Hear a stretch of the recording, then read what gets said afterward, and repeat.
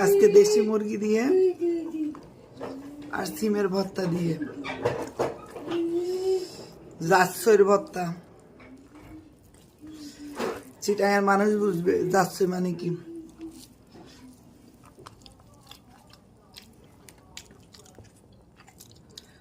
দেশি মুরগি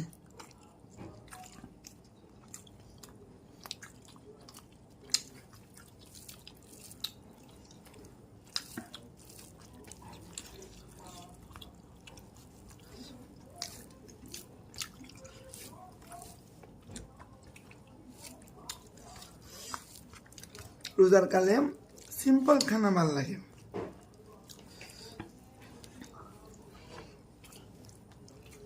সারাদিন মন চাই